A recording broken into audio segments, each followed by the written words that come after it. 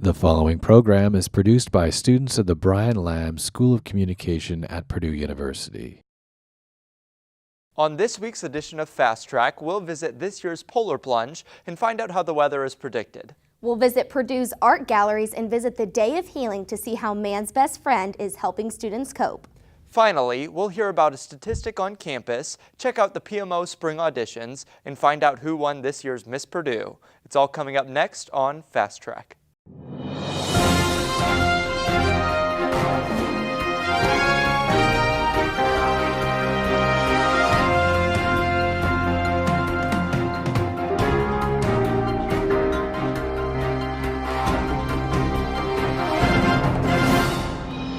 Welcome back to Fast Track. We're bringing you this week's show from the Purdue Memorial Union. I'm Ryan Strout. And I'm Alexandra Johnson. Jumping into a pool on a cold February morning may not seem like fun, but students still come out every year for a good cause. The Special Olympics fundraising event is held worldwide, including right here at Purdue University. Fast Track reporter John Rawlings jumps inside Purdue's own polar plunge for more.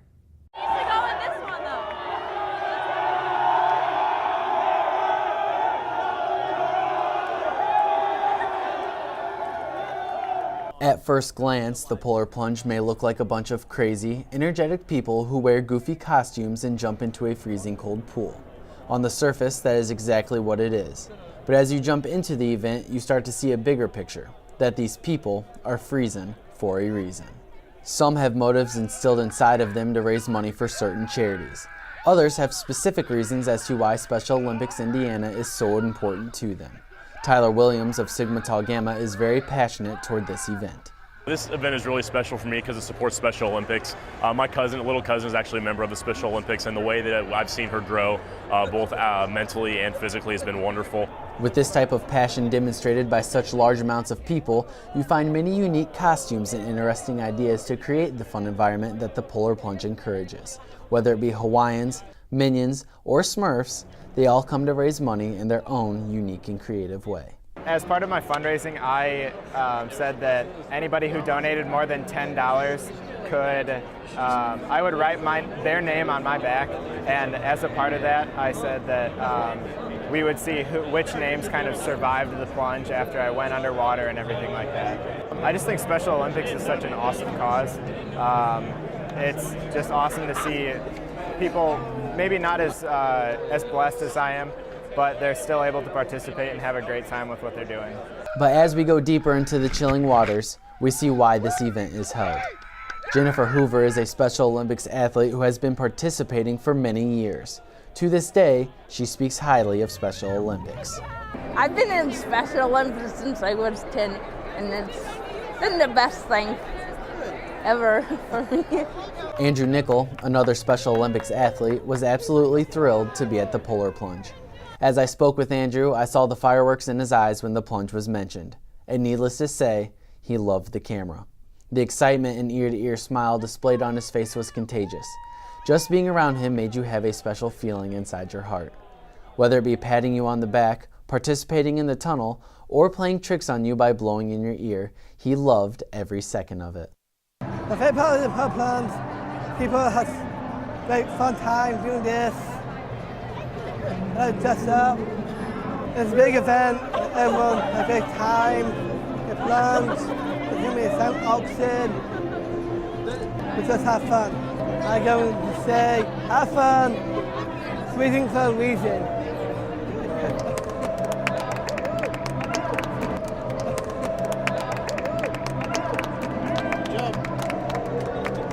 Everyone deserves the opportunity to live a happy and purposeful life. Yet some people with intellectual disabilities are faced with barriers, doubt, and even lower expectations. For many, the Special Olympics is the only opportunity they get to participate in their communities, develop a high beliefs for themselves, and feel like champions. That is why we are freezing for a reason. Reporting for Fast Track, I'm John Rawlings. Whether it's snowing, raining, or scorching hot out, the weather influences the way we dress and how we plan our days. But have you ever wondered how weather is forecasted? Reporter Josh Gimbel has the story.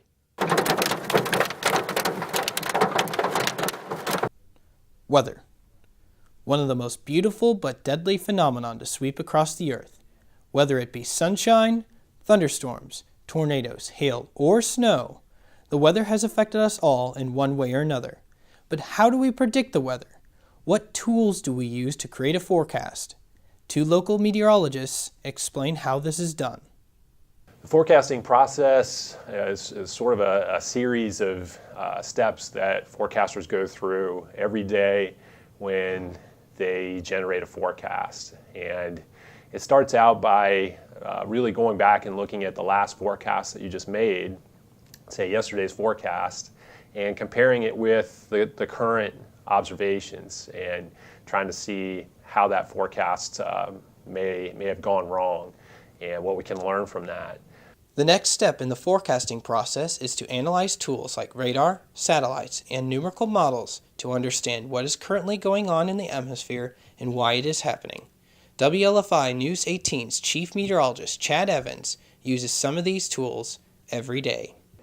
Day-to-day basis, it's numerical, spatial, analog data, and that is from a very short mesoscale regime to a monthly long-range regime. I go through the MOS, go through the maps of all the different layers of the atmosphere, and then I like to compare the current situation or the current system, say it's going through, to past weather systems. Although analyzing data is important, communicating with your customers and viewers is key to any successful forecast.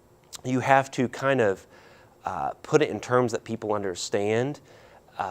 If you're going to talk about a weather term, you need to really explain what it is. Most people don't know what CAPE is or a jet streak. If you're going to talk about that at all, you need to explain what that is and why it affects you. Most people want to know the nuts and bolts. Is it going to affect me? This rain, these storms, this snow, this severe weather, and how much is it going to affect me? Sort of the last step in that process is to communicate that information to your customer, whether that is the public or a specific customer that is consulting with you for a particular problem that they might have. And so you might be the best forecaster in the world, but if you can't effectively communicate that information to a customer, it's not really going to do anybody any good. Even though today's forecasts can be very accurate at times, they will never be truly perfect. Forecasts are never going to be 100% accurate. Forecasts are never going to be 100% precise, and that people need to understand that, and that the forecasters are doing their best to try to reduce the uncertainty about the future. For the past 20 to 30 years, forecasting technology has greatly improved, and although we still have a long way to go, today's technology has allowed us to inform and protect the public to the best of our abilities. Reporting for Fast Track, I'm Josh Gimbel. Coming up, we'll take a trip to see some of the art galleries on campus. We'll also visit an event that helped students cope after the campus shooting. It's all coming up next on Fast Track. It's one small step for man,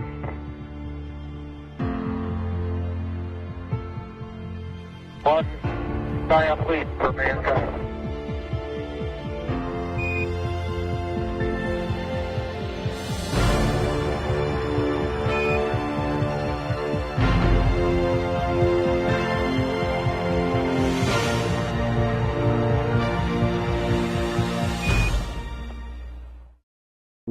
We are all Boilermakers, but we're also much more. We're history makers, exploring the farthest reaches of our universe, often when strapped to a rocket. We are hope makers, rebuilders of Haitian cityscapes who ensure they'll now withstand any disaster. We are difference makers, developers of drought-resistant crops that just might end world hunger. The fact is, what we make moves the world forward. We are Purdue, makers all.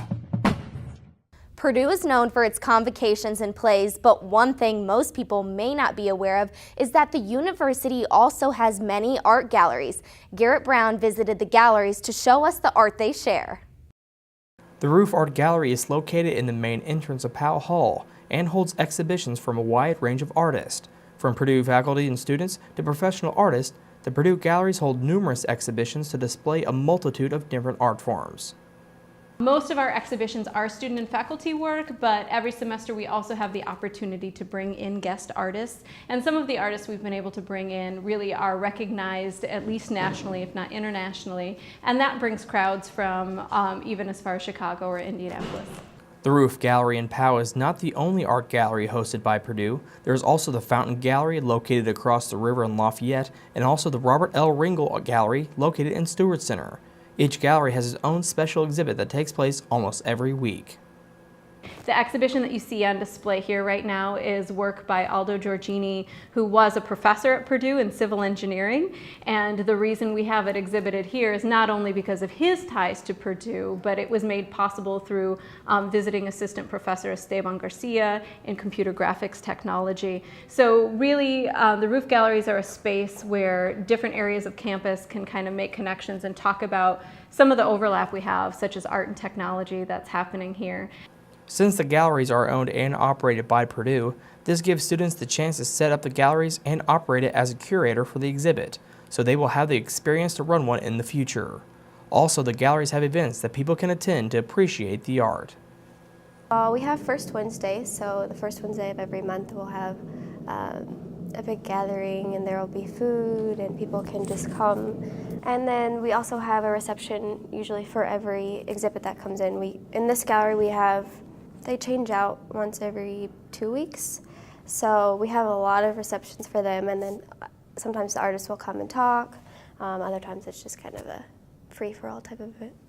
The galleries at Purdue is a great and fun way to explore art and grow an even bigger appreciation for it. The galleries are also free not only for Purdue students but for the community as well. The galleries are open Monday through Friday from 10 a.m. to 5 p.m. and Thursday from 10 a.m. to 7 p.m.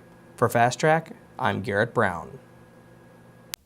Since the campus shooting, students, faculty, and staff have looked for ways to cope and better prepare themselves for emergency situations. Purdue held a day of healing to help students deal with the tragic event. Reporter Alice Kang takes us there for more.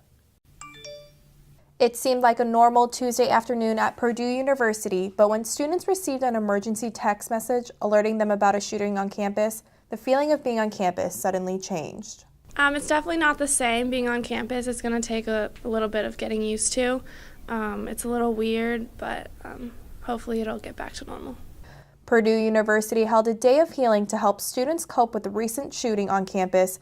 Therapy dogs from all over the state and Purdue counselors met with students in the Francis A. Cordova Recreational Sports Center. I'm here with Romeo, who's part of the K-9 Assisted Crisis Response Team.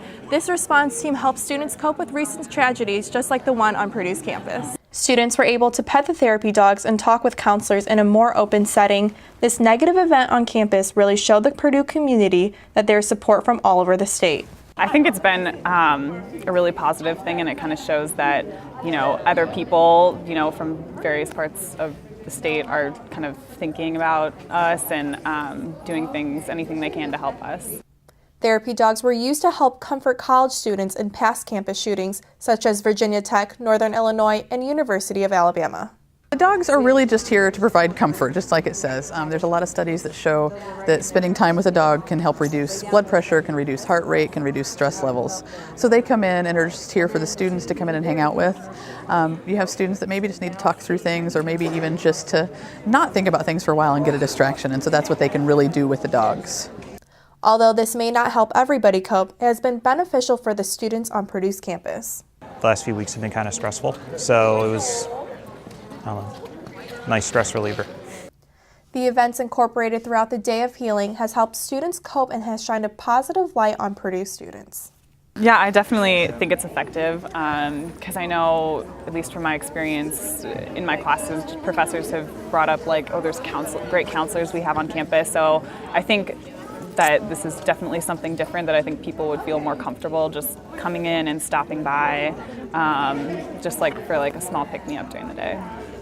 Since the shooting, students still feel differently about being on campus, but Purdue professors have been proactive in making the campus feel safer. It feels kind of eerie and almost unsafe and unpredictable on campus, but professors seem to be taking other measures to protect the students and to improve communication and safety. Mary Fran Matson, the interim head of the Brian Lamb School of Communication, has encouraged professors and TAs to talk about safety in their classrooms. Do a safety briefing with your students and kind of talk through what would we do if certain types of emergency situations happened. So they could be weather emergencies, they could be other types of emergencies, and then just go through and talk about, and even maybe role play, you know, how would we respond to this? Where would we go? You know, what would we do? Together, the Boilermaker community has felt closer than ever, but time may be the key component in having the campus feel normal again. Reporting for Fast Track, I'm Alice Kang. After the break, we'll find out the female-to-male ratio on campus and find out whether or not it impacts a student's experience. We'll also check out how students can get involved with Purdue musical organizations and visit the Miss Purdue pageant. It's all coming up next. That we do, and we try and You, yeah, you. Have you ever dreamed of being on TV? Well, in the Brian Lamb School of Communication, we do more than that. You can learn about camera operation, lighting techniques, live TV shows, real client PSAs, weekly news productions, and more. For more information about the video production programs, visit our website or the advising office. I am an American. I am an American. I am an American. I am an American. I am an American. That's the way most of us put it. Just matter of factly. They're plain words, those four. You could write them on your thumbnail or sweep them across the bright autumn sky. But remember, too, that they are more than just words. They are a way of life. So whenever you speak them firmly. Speak them proudly. Speak them gratefully. I am an American. I am an American. I am an American. I am an American. We are all Boilermakers, but we're also much more. We're history makers, exploring the farthest reaches of our universe, often when strapped to a rocket. We are hope makers, rebuilders of Haitian cityscapes who ensure they'll now withstand any disaster. We are difference makers, developers of drought-resistant crops that just might end world hunger. The fact is, what we make moves the world forward. We are Purdue, makers all. Welcome back. One important statistic students might consider when choosing different colleges is the female-to-male ratio on campus. Many college ranking firms use this as one of many measures of quality. The effect of the ratio on campus, however, is more important than the statistic itself. Lewis Day has more on how the ratio affects Purdue's campus. On a campus the size of Purdue, the female-to-male ratio has varying effects on students depending on their major. As a whole, Purdue has an uneven student population of 43% female to 57% male. While many specific schools on campus are male-dominated, there are some that actually tip the other way and have more females than males. A prime example of this is the Brian Lamb School of Communication at Purdue. According to undergraduate director Josh Boyd, there's about a 2-to-1 ratio of females to males, particularly in the public relations major. Regardless of the ratio, Boyd feels that having more females than males in this case is not a major issue. I don't think it's a problem at all. In fact, especially in public relations, it reflects the nature of the field. So that's our biggest major. And so it's not surprising that in a field that's dominated by females, that our major is dominated by females as well in terms of numbers. The female majority exists in several other of the colleges on campus besides liberal arts, including the colleges of agriculture, pharmacy, education, health and human sciences, and even the College of Veterinary Medicine, where the ratio is a 98% females to 2% males. One way that the uneven ratio helps professors such as Dr. Boyd is that it challenges them to engage all of their students effectively. I think I try to be more aware of having a mixture of examples. I mean, and that would be true whatever the ratio is, but because I am a male teaching primarily females, I do consider that, I think, and try to think, okay, let me make sure that I'm using examples, that I'm using illustrations that are going to connect to people with a wide range of interests and not just my own. While some programs may be lopsided towards females, there are other programs on campus that have a higher percentage of males than females. One such program is the College of Engineering. Although chemical engineering student Rachel Schmidt notices this difference in the classroom, she says she doesn't notice the ratio difference much on campus. I'm aware of that on a whole, but I'm in chemical engineering, which I think the numbers are slightly more even. I know there are plenty of females in chemical engineering discipline, but I'm definitely aware of the odd ratio. It's nothing that I think really impedes my daily life, but it's something that I've definitely noticed. Regardless of how the female to male ratio may affect the classroom, this does not deter the overall student experience on campus. Dean of Admissions Pam Horn says that the unevenness in ratio for the campus as a whole comes from the individual programs. As large as Purdue is, I think that when you have literally thousands of both men and women on campus, that the uneven ratio probably doesn't have a great impact on student social life, life outside of the classroom, and in general, as students avail themselves of the opportunities at Purdue. Although women may be outnumbered in several disciplines across campus, Horn says they are empowered and confident. Essentially, a recurring theme among students, faculty, and staff is that a student's experiences at Purdue are not so much bounded by the female to male ratio as much as what he or she chooses to do while on campus. For Fast Track, I'm Lewis Day. Despite not having a music school, students on Purdue's campus continue to sing with Purdue musical organizations. Auditions for the 6 ensembles have begun and continue every Monday in University Church for the next few months. Fast Track reporter Ryan Strout sat down with PMO students and staff to find out more. Even without a music school, Purdue Musical Organizations has been a thriving part of Purdue University for over 80 years. Comprised of dedicated students, faculty, and community members, ensembles travel all over the country bringing Boilermaker pride and a passion for music. Well, we have 6 groups, 5 choirs, and 1 handbell choir. University choir is a mixed ensemble, and they sing more classical music, chamber type music. Heart and Soul sings like gospel, kind of take you to church music. They're also mixed. All Campus Community Chorale kind of sings a little bit of everything because they have people from ages 18 to 70. So both Glee Club and Purduettes sing a huge variety. They sing anywhere from classical to Broadway to modern to a cappella, gospel, anywhere in between. Ensembles such as the Glee Club and the Purduettes travel many times throughout the year, having around 60 shows a season. Despite their busy schedules, students in PMO hold one of the highest GPAs on campus, holding their students to a high academic standard. Well, the misconception a lot of students have as they enter college is that they shouldn't do as much because they're afraid that their academics will suffer. A good student will be a good student whether they have a lot of things on their plate or if they don't. So the benefit of being in an ensemble in PMO is that you're learning the skills of time management. I don't know, everyone has a lot of things on their plate at any given time, especially in PMO because it attracts people that like to be involved in lots of things. So I think that as long as you're smart about it and use your resources, we have so many people with the same majors in all the ensembles that are so willing to help you out with homework, and so many people that are willing to help you out with anything, really. As part of a Boilermaker tradition, all the groups come together to perform in the Purdue Christmas Show, an event that has been inspiring families for generations. When we perform for the elementary students, our matinee performance is all the secular. And I was standing in the second row and Santa came in and this little kid stood up and screamed, "Santa!" And it was like his whole world was just complete in that moment, and I just burst out in tears, just crying that we made this at least one person's Christmas season. And it's just such a cool experience to know that you're going to be bringing so many people so much joy. I mean, honestly, this show has such a tradition, and it's just such a great way to promote, to be ambassadors of music for Purdue.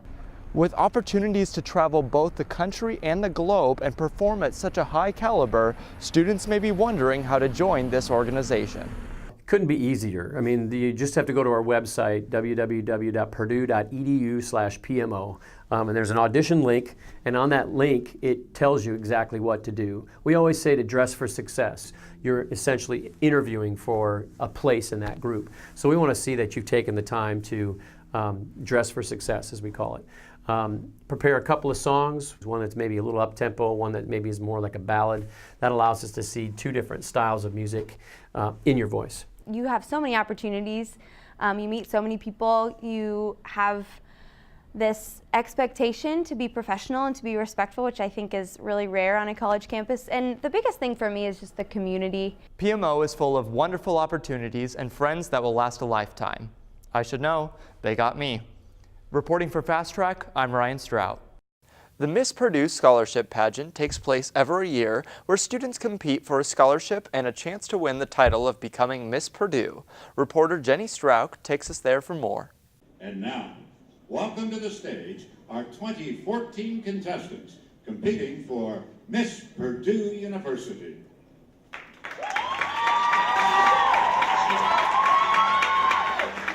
The Miss Purdue Scholarship Pageant took place on February 16th, where 16 women each year sing, dance, twirl, jump rope, and even draw their way across the stage in hopes to becoming the next Miss Purdue.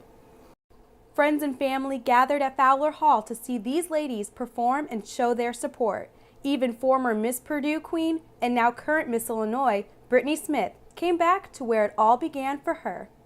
It definitely impacted my life because this is actually where the whole journey for me for Miss America began. But Miss Purdue was the first pageant I ever participated in. Ended up winning and obviously loved the school, and so to represent the best school at Miss Indiana was honestly the best feeling in the world. The pageant lasts for 2 hours and consists of 5 categories. So within the competition, there's interview, which is 10 minutes long. We have 9 minutes and 30 seconds to get questions thrown at us, and then we have 30 seconds of closing. Then there is onstage question, which is any question they could possibly ask you. You're kind of blindsided, so you have to be prepared. So there's interview, onstage question, evening wear, swim, and talent. The first time I competed was my freshman year, and I kind of just did it to do it. I was a freshman, obviously didn't really know my way around Purdue, didn't know a whole ton about Purdue, but I also knew that I loved it. So I wanted to get involved, decided Miss Purdue was one of the ways I wanted to do it, loved the experience. The winner not only receives a scholarship, but a chance to compete in something much greater.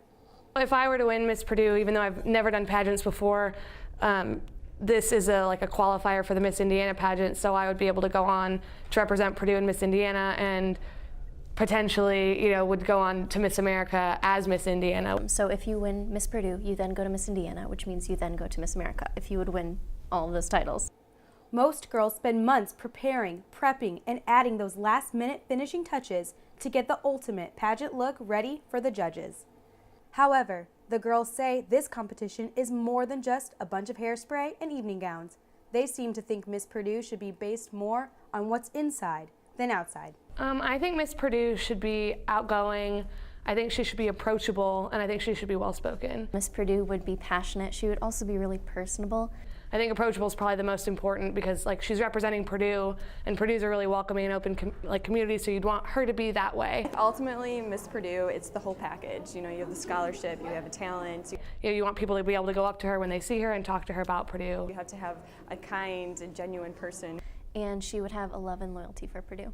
And while there can only be one winner crowned for the competition at the end of the night, most of these contestants say they'll walk away stronger, smarter, and new friendships that will last a lifetime. I used to think that people who were involved in beauty pageants were not necessarily the smartest people and only knew about makeup and sparkles and crowns, and that's what they were in it for. And then I got involved in the organization, and then I met the other 15 girls who were involved in Miss Purdue, and then I established relationships with them, and we've grown and we've laughed and we've been able to help each other, and I've realized that it's so much more than that. Miss Purdue University 2014, Emily Mishra.